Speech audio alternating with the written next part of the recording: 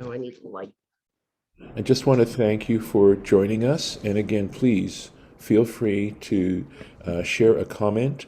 If you could please just write your comment in straightforward English and not in Snapchat code or something like that, that would be very helpful. And hopefully you have something, question or a point you'd like to share. That would be always appreciated. So we're going to share the screen at this point. And here we go. So, Baruch atah Adonai, Eloheinu melech haolam, asher kitshanu b'mitzvotav v'tzivanu la'asok b'divrei Torah. I mean, Yes. Okay. So we have this moment, right, where Esau we know he's a hunter, we know he's gone out into the field, and we know he's just come back, and he's famished, and he's tired, he's exhausted, and he sees Jacob making this lentil stew, and, he's, says, let me gulp that down, just pour it into, let me open my mouth and just pour it in. And that's where we're at right now. Okay. And here comes a pivotal point.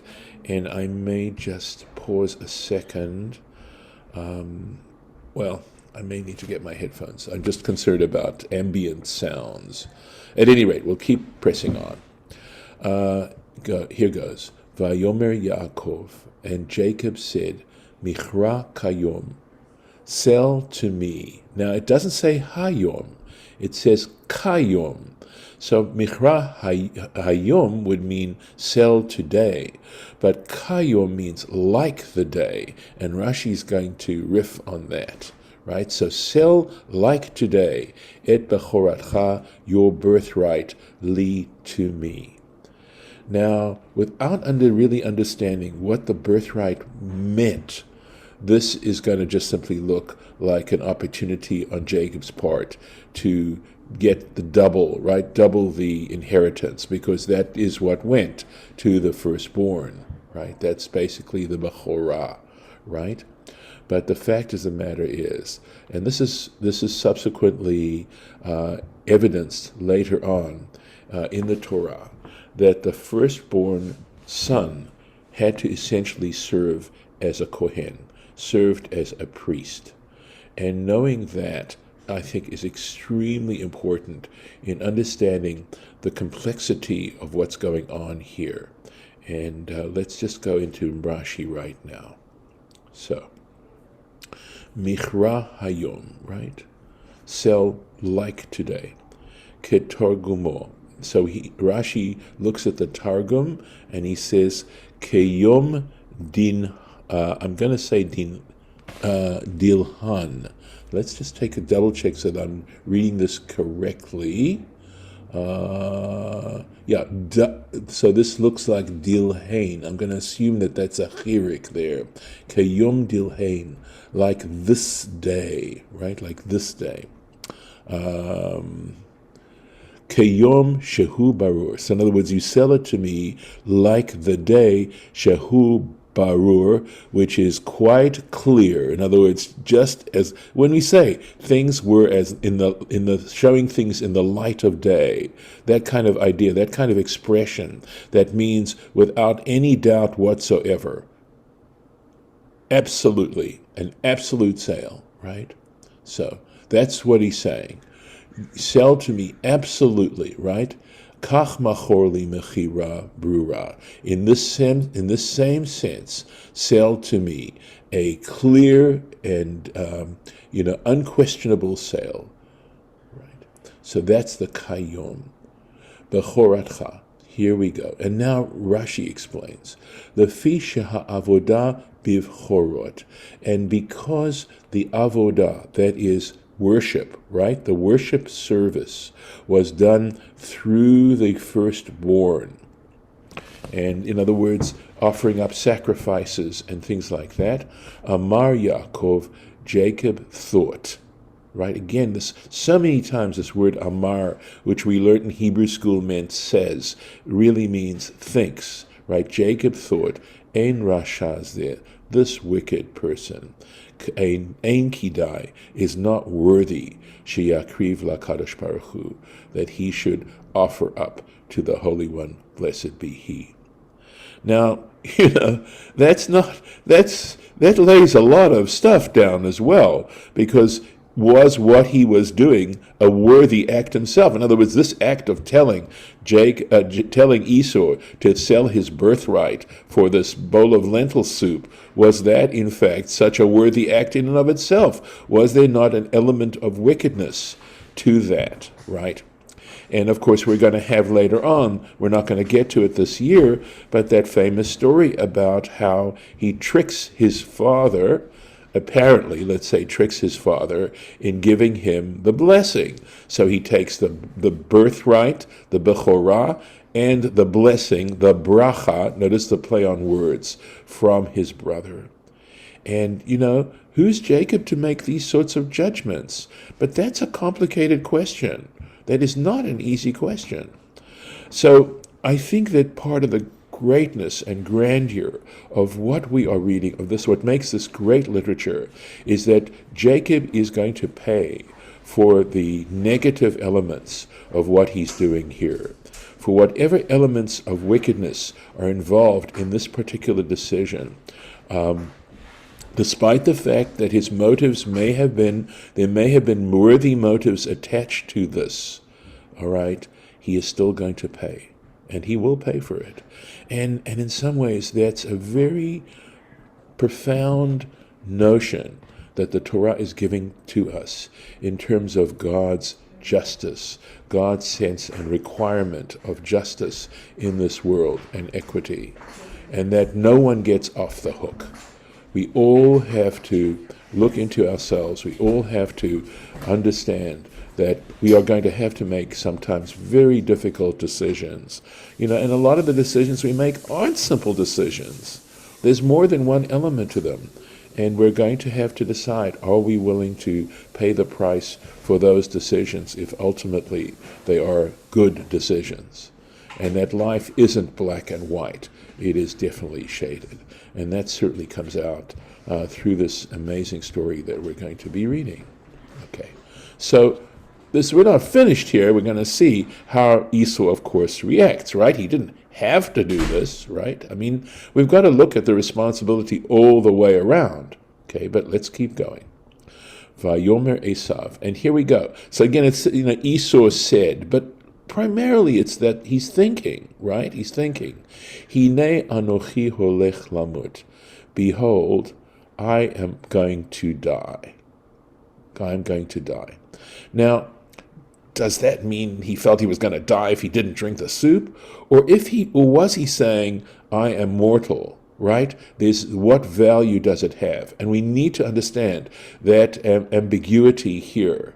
V'lama zeli bechorah, of what use is the birthright to me? And Rashi is going to definitely have to explain this. But we are going to see, that this is Esau's reaction of what value does it really have. I mean, regardless, he is questioning the value of something spiritual like the Bechorah. But let's take a look at the Rashi. Hine anochi holech lamut. So, behold, I am literally going to die, right?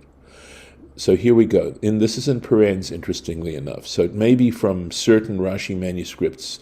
We're not sure. Mit nodedet v'holechet. Sorry, there should be a T in there. I'll try and get that in there. See if I can. Okay. Unstable, right? This is unstable, v'holechet, and transient. You're going to see in what sense, though, in a second. Hi habachorah. This birthright, right, is transient and unstable. It's not a permanent thing. So cool that we're taking this track on this. Shelo tahei kol eit ha'avodah bivchorot, because it is not that the avodah, the service, the temple service, the official worship service, is not going to always be through the bechorot, through the firstborn. Ki shevet Levi, because the tribe of Levi, Yitol Otah, and because the tribe of Levi is going to take it on. So we know that up to the point of the worship of the golden calf at Mount Sinai, the avodah would have been through the firstborn. They would have been the ones to serve as Levi'im, and possibly, at least, there would have been Kohanim from them. But because they were not loyal and worshipped the golden calf, and the tribe of Levi as a tribe was loyal to Hashem at that particular moment, the Bechorah was taken away from, that is, the Avodah was taken away from the Bechorot and given to the tribe of Levi. And this is one of the reasons why we have the redemption of the firstborn. It's connected to it. So it's as if, he understood. It's not necessarily, we're looking at this very much from a literary point of view, right? And it's not necessarily that Esau was a prophet, but somehow he had a feeling that this was not something that his offspring and his generations would have forever, and that serving as a Bechor is something that's a privilege. Ve'od amar Esav, moreover Esau said or thought, Ma tiva shel avodah zo. What is the nature, right? When you get into it, what's the very nature of this service? Let's see.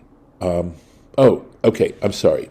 So he said this to Jacob, apparently, right? That Esau had this conversation. So he actually said it to Jacob. He said, well, what's this avodah that you've got to do that goes along with a Bechorah, right? Amar le. So he said to him, that is, Jacob said to Esau, Kama azarot ve'onshin umitot tluyin ba.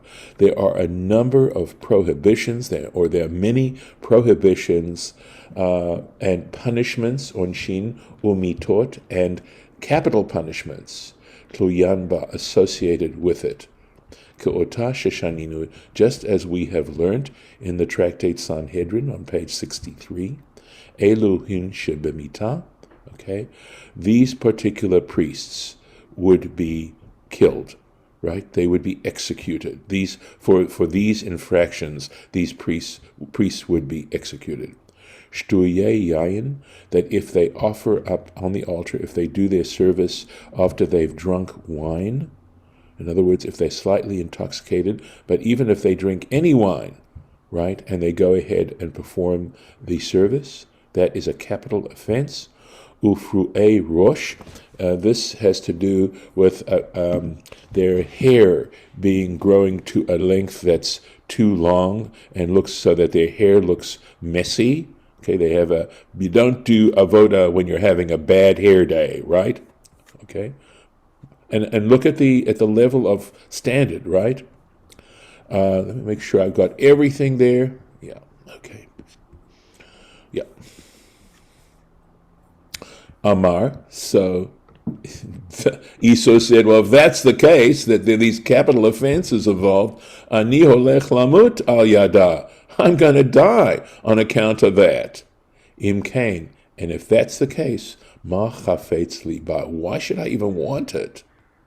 So look at how Rashi has just sort of peeled away the layers of how our tradition understands these words. And this is the point that I had made before, is that there is a way of interpreting that is a traditional way of interpreting it that has come down over the centuries and that is resting within the Midrashim and the Talmud, etc., that represents, the way in which our people have understood these words. Because you can look at the Bible and take, we know there are many approaches you can take, and the question is, if you decide what you want, and if you want to know what the traditional approach is, Rashi's here to let you know.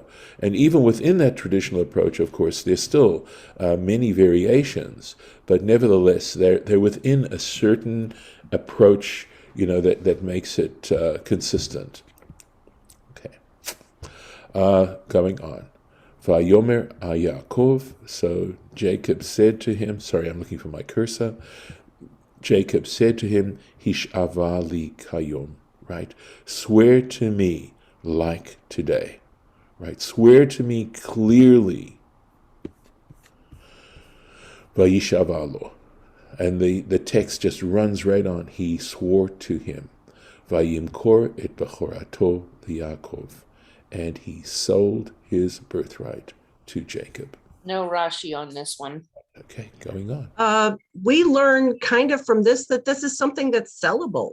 It has worth. It has value. You can actually sell it. Right, right. So why didn't later on, which we're probably not going to get to, why didn't Jacob just say, "Hey, Esau sold it to me"?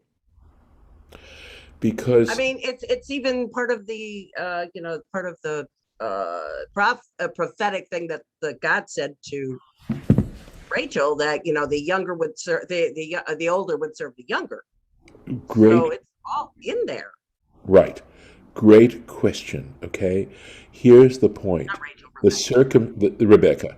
The circumstances of this sale were not, hi, how are you doing? Oh, would you like to sell me your birthright? Sure. I'd like to sell your birthright. Tell me what it's worth. Sure. Okay, blah, blah. He was starving. He was tired. He was exhausted. And he is going to pay for that. So there's a question, quite honestly, whether or not, and also the very fact that he tells him, he uses this word kayom, is an indication that even Jacob knows that the circumstances of this sale are kind of a push. Right? It's he's got someone at a disadvantage. And when you have someone at a disadvantage and you then take advantage of them, is Jacob taking advantage of Esau? And the answer is unquestionably. And that makes the sale questionable. Okay. And in fact, I believe there are comments that have to wait for Jacob to pay the price for having done this before it truly, truly is his. In other words, you can have a person sign a document, but I do believe that a good court, will look at the circumstances surrounding that document signing, and if there's a sense that the court has that it was done under extreme circumstances on the part of one of the parties, or that there was any element of trickery involved in that sale, it is null and void. But it's not clear that he was really, on the verge of death if he didn't get that pottage down him right away. No, that's not the point, though, Lauren. That is not the issue. No, I know that Jacob took advantage of him, but I can't imagine a court would overturn that, because he could have said, "Oh, come on, bro." He didn't have to. Well, later on, Jacob gets banished. He has to leave town because of of stealing the birthright. Right. So Lauren, just to respond to your point, which I understand, and I actually wouldn't question that. I was just trying to give an example of the legality of such a deal, right? Such a sale, how legal it really is. So whether a court would actually rule in favor or against is, I think, at least an open question. But there's no question that that Jacob was taking advantage of Esau. Right. No question about that. He knew it was coming. I mean, he had this idea ready. Right. It's not out of the blue.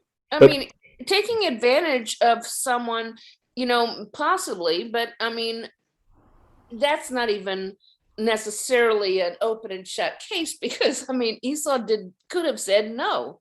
He unless he was just on the verge of death, and he didn't seem to care about being on the verge of death anyway. But he didn't say no. He didn't say, "Oh, come on." He just, like, he said, "Okay, sure." That's not a thing.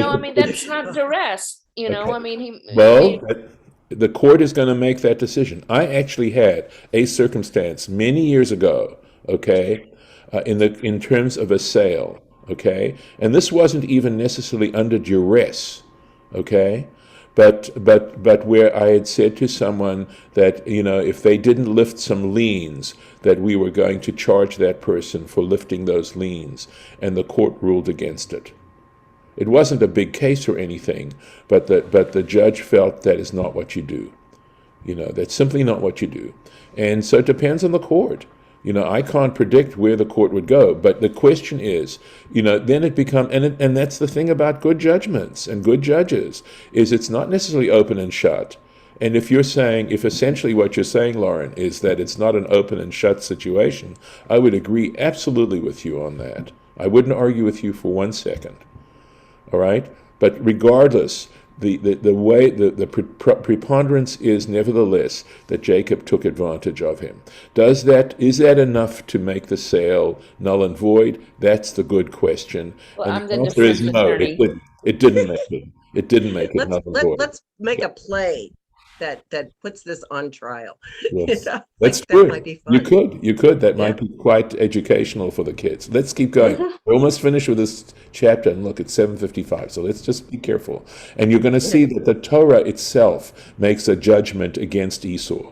And that, I think, is very important, because if it didn't say that, what might we think, right? So here we go. V'Yaakov natan le'Esav. So Jacob gave to Esau lechem, bread, unazid adashim. Here is where we see that it is. Adashim are lentils, right? And lentil stew. He gave him bread and lentil stew. And now we have, look at this, five verbs, one after the other. Look at this. Vayochal, and he ate. Vayesht, and he drank. Vayakom, he got up. Vayelach, and he went. And there's still one more verb. Vayivez, spurned. Esav et habachorah. And Esau spurned the birthright. He made little, right? Made I little. rest my case. There you go. Okay, that's okay. All right, but the point is, there's still that open question. Okay. And there, here we go. Vayivez Esav, right? He spurned. He'id hakatuv. Scripture testifies al rishor, regarding his wickedness. Shebiza avodato shel makom. Why? Because he made mockery. He made little of service to Hashem, service to God. He made a mockery of it, or he saw little value in it. He spurned it. And I think this is a good point. Unless you'd like to make some comments or questions, I'm going to stop right here. It's a good place for us to stop. Okay? So, stop the share and thank those who've joined us for the recording, and hope you enjoyed it. Take care.